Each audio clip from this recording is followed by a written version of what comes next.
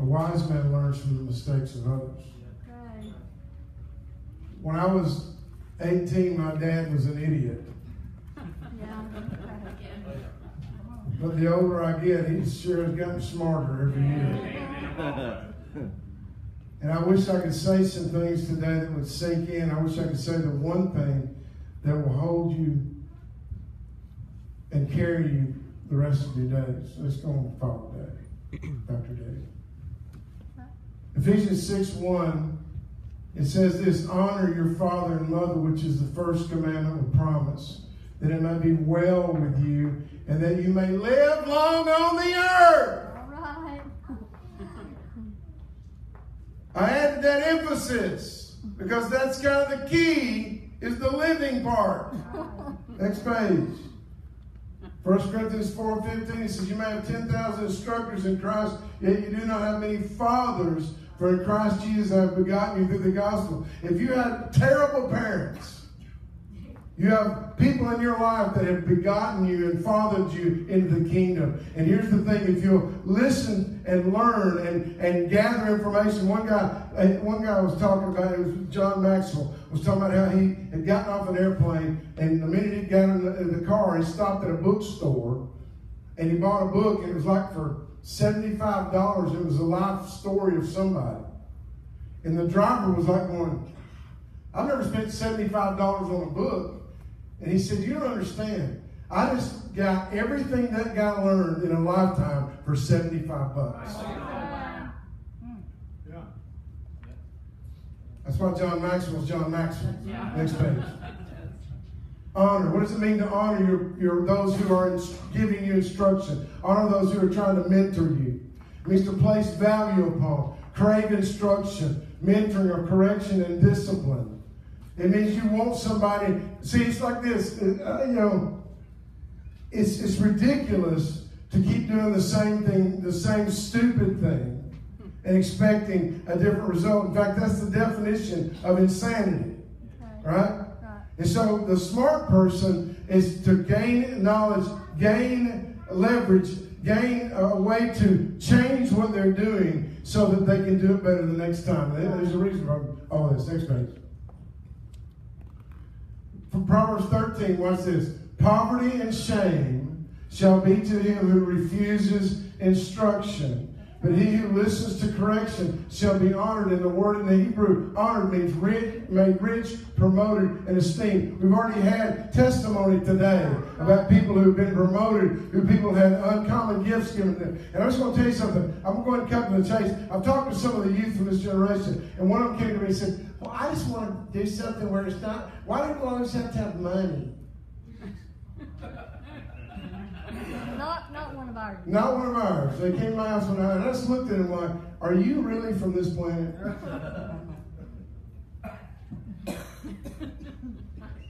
See, the people that say stuff like that obviously have never bought anything.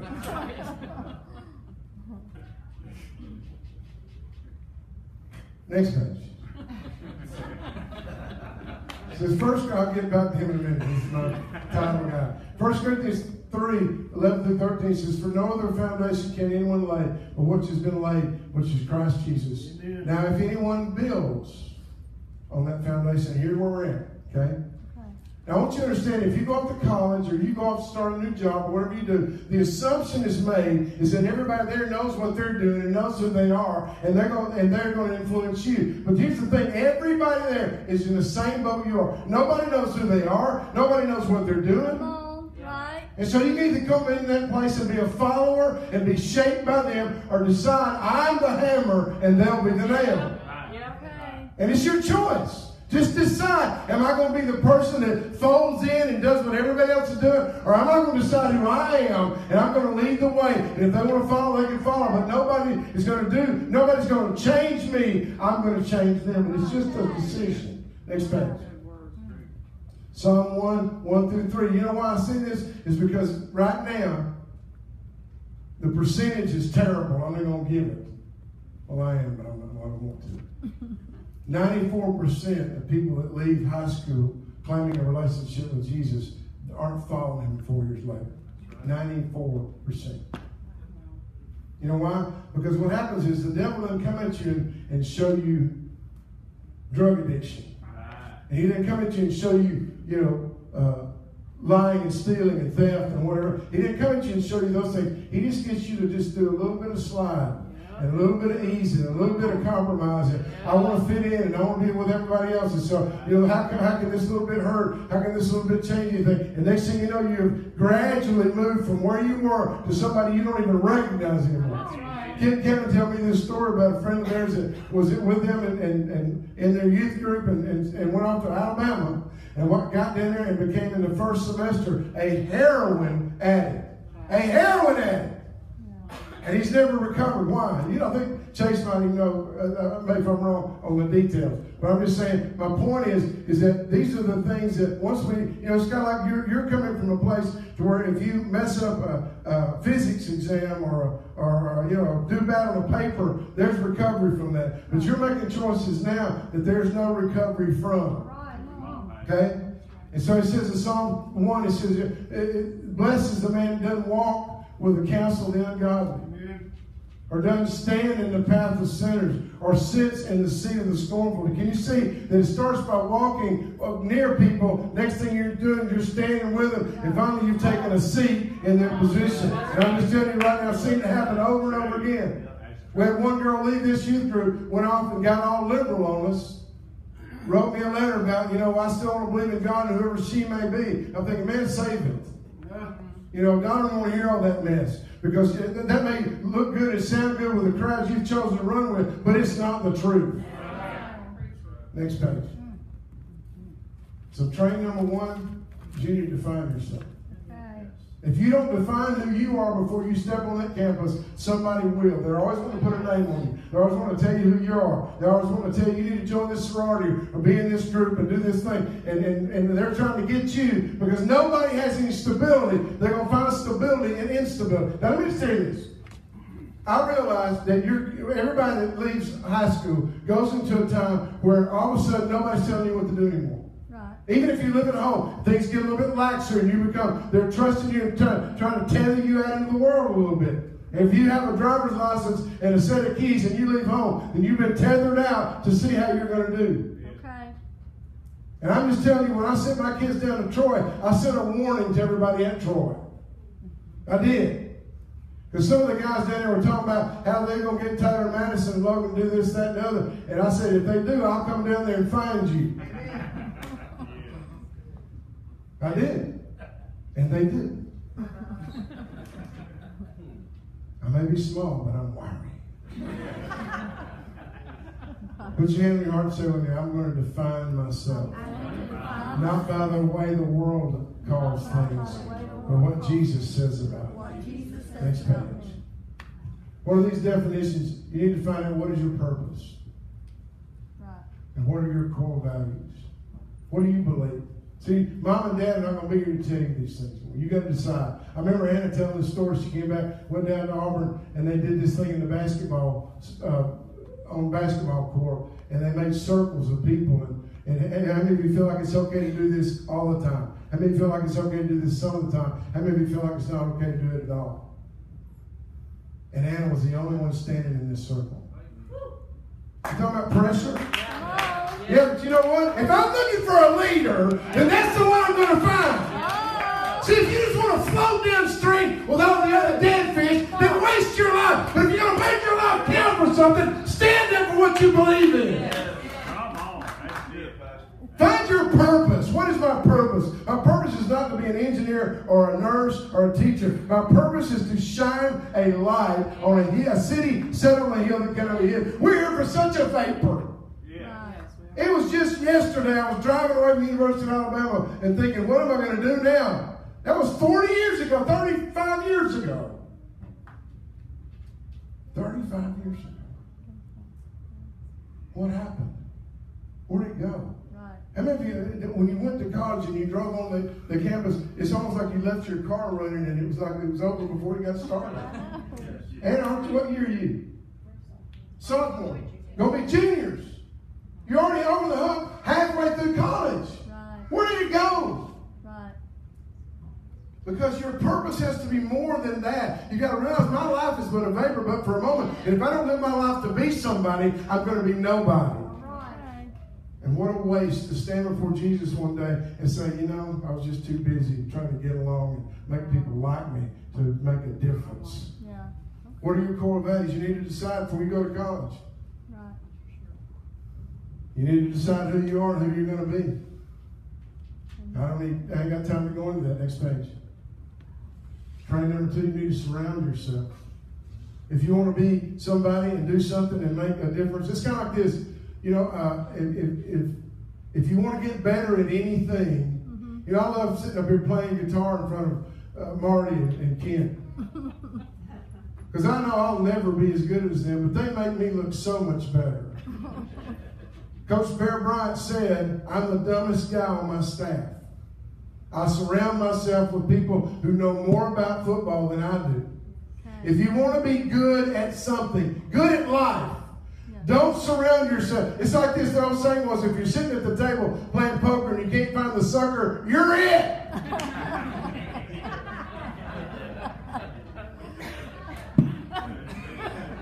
Next page. Show me your friends and I'll show you your future. Because you either get better or you get worse. There is no middle ground. If you don't surround yourself with people who are better at whatever you want to be than yourself, you're never going to be able to make it. Next page. Proverbs 13:20 says, he who walks with wise men will be wise. Right. But the companion of fools will be destroyed. Survey your friend group right now. And if they're all idiots, write them a note, wish them well. And block them on all social media. If you come home today and you've been blocked, hello!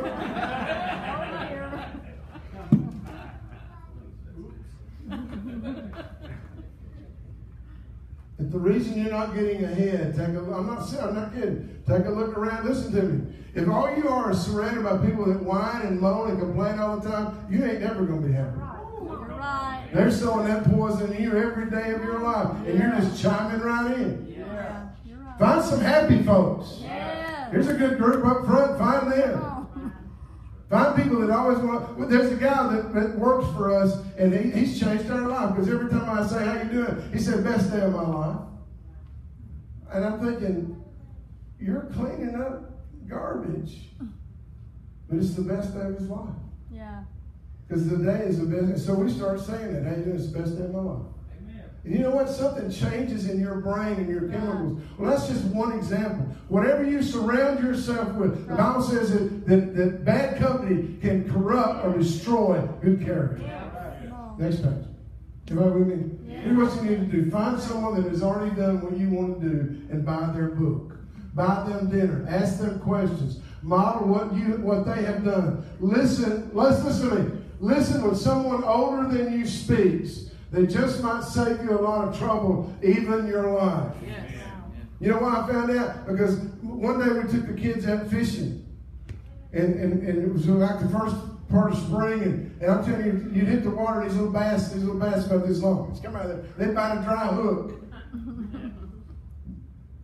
And then later in the day, Taylor caught a real big one. And she said, Dad, how come these are so hard to catch? I said, because they've seen a hook before. Yeah. Right. Say this with me, big fish. Don't get big. By being stupid.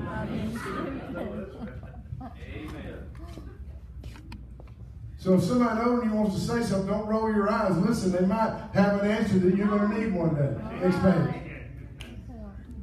Trait number 3 is develop yourself. Now just listen to me. I got 10 more minutes and we'll stay right here. I am worn out. I'm 57. Going to be 110 in a few weeks. Everybody here, we're tired of encouraging you. Encourage yourself. If you don't believe in you, why should you expect me to? If you're going to an interview at a job and you're walking in there with your hair in front of your face and acting like you don't even believe, you don't even have the right to breathe air, why do you think that guy's going to hire you? Walk in there like, if you don't hire me today, I'm going to build a company just like this across the street and steal all your business. That's the guy I want to hire.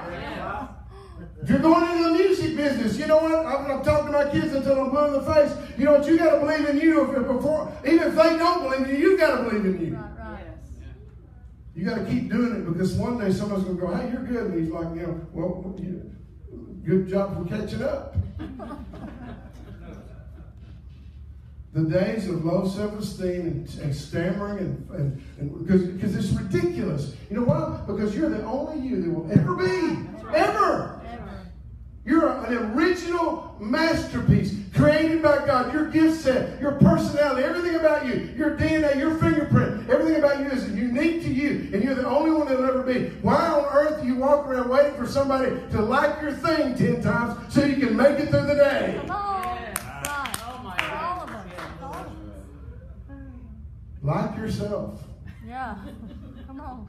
You see what I mean? Yeah. Now I'm just telling you, successful people don't deal with this because they've just decided not to. Right. Everybody, they used to have a program on VH1 about behind the music. Every time I'd watch that, I'd go, you know what? Everybody in America needs to hear this story. The Goo Goo Dolls. You ever heard of them? Yeah. Okay, they tried forever to get a record deal. Finally got a record deal. And then they sent them out on tour, and they couldn't even fill up this room. And they were about to cancel the tour. Now, remind you, they've already gone to every record company. This is when you can make money in music. Right. They've gone to every record company, and they've been turned down twice by everybody until finally this group, this company, picked them up. They sent them out on tour. Nobody was coming. Everybody was staying home in crowds. Right. And then one DJ flipped over and played that song that was in that movie City of Angels. Ours. They said the next place they went, Keith, it was an auditorium, it was packed, and they were singing their songs back to them. Wow. And they got back off the tour, and they walked in the record company's office, and they said, great news. You only owe us $250,000 now. Old Resnick said, if I ever thought about quitting, it was right then. Yeah. And I'm just telling you that to be great, to accomplish anything, you can't jump on the bandwagon with the devil and beat yourself up. You better be your biggest fan. Just like that little kid talking up there. You know, you need to find out who you are, decide who you are. Let no one change you or deter you from that definition of yourself. Okay. Amen? Right. Next page. What do you need to develop yourself? You need to invest in your personal value. Get as much schooling and training. Make yourself so valuable. Because I'm just going to tell you, there's scripture Paul wrote, and I'm going to get to it in a minute, but he just said, I've learned how to be abased, and I've learned how to abound. And I can do all things through Christ. But you know what? Nowhere in there did he say that being abased is better than being abounding. Right. I'm here to tell you at this age, at this place in my life, abounding beats being abased. Having money and having resources and having influence way beats not having any. Right. And I'm saying, if you invest in your value, you know what? There's a big debate in our country. Y'all still with me? There's a big debate in our country about the minimum wage. You know why the minimum wage is set at that low? Because it's not a career position. That's right. Right. It's the job you get until you can get a better job. It's to let you know this is the minimum. But there's a maximum for you. Won't you go head for the maximum and not settle for the minimum? Invest in your personal value. And number 2, save your money. Right. My kids get on me all the time, but my house stays dark all the time. I like the room I'm in. What does a room need with power when there ain't nobody in it? That's right. I don't throw food away. I'm very tight. I'm very squeaky when I walk. But I save money. Right. You know why? Because I want to quit working so hard one day. Right. Let me tell you something. If you're expecting the government to take care of you, by the way, the government is not some entity. You know what the government is? I'm the government. Right. We're the government. And right now we've got half the we the people of the government. And half of the we the people are paying so the other half doesn't have to work. How long is that going to last? So when I was 22 years old, they told me that the average American would pay in $250,000 more to Social Security than they'd ever draw out. Now that was 32 years ago. 34, a long time ago. Wow. My point is, don't expect Social Security to take care of you. Take care of yourself. Now let me show you one example and I'll let you go. See, if you don't believe in yourself, why do you expect anyone else to? Decide what you were put here to do and get after it. You don't need anyone's approval except the Lord's, and you already have that. Go storm the castle and kill the dragon. Next page. Go ahead. Right here. If all you ever make is minimum wage from age 15 to retirement, then you'll have earned in your lifetime $780,000. That's a pretty good chunk of money, right? So ultimately, it's not how much you make, but how much you keep of that, right? Now, let me just show you something else that I told these kids when they were 16. If you start right now today, and you take $100 a week, every week, and you put it in a mutual fund or an IRA that earns 8%. Last year, they were earning nearly 20. Now, right now, 8 is a low amount, but that's an average amount, right? At graduation, until the time they're 65, you have earned that much money. That sound good to anybody in this room? Yeah. Yes.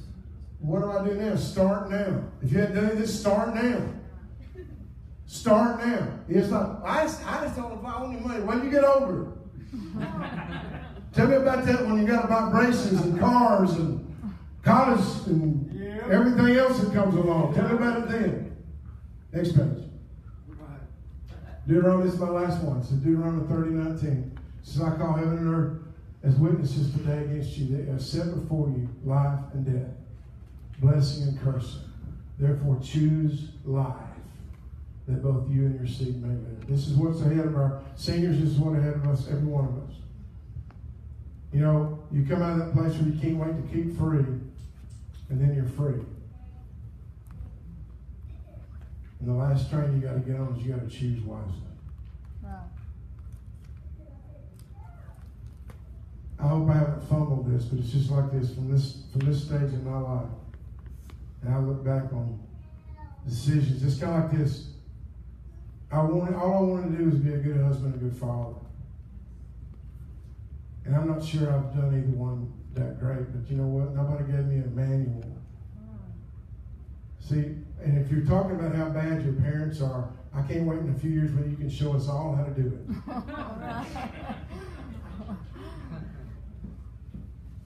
You do the best thing you can. You do the best we can. It's like Sherry said a minute ago. The only thing I want to leave you with is if you mess up, get up. Don't stay down. Right. If you make a mistake, get up. Remember who you are. Because that mistake doesn't define you. Right. Who you are in Him defines you. Yes. Stay connected to us, all of us. Yeah. This village here wants to hang on to you. We want to help guide you into your destiny, not hold you back. And just know you're loved and going to be missed if you leave. And all you hearing that are graduating in something else. Listen to what I said. What train are you getting on in life? Where are you going decides what train you get on. Right. And if you don't like where you're at, it's never too late. Amanda just graduated, right? Katrina's graduating. Late in life. Chris and Dottie went, she dropped out of school at age 6. No. 8th grade. Well, 8th grade. You know, you're talking about that 12 years. That was the hardest 8th grade of my life. That 12 years. Okay. Dottie went and decided to change her life, and she went back to college, got her GED, went to college, got her degree in cosmetology. You can do whatever you want to do starting right now. Yeah. I'm just saying, quit blaming everybody, quit making excuses, and just decide, I'm going to do something starting today that's going to make me, propel me into my destiny. Stand with me.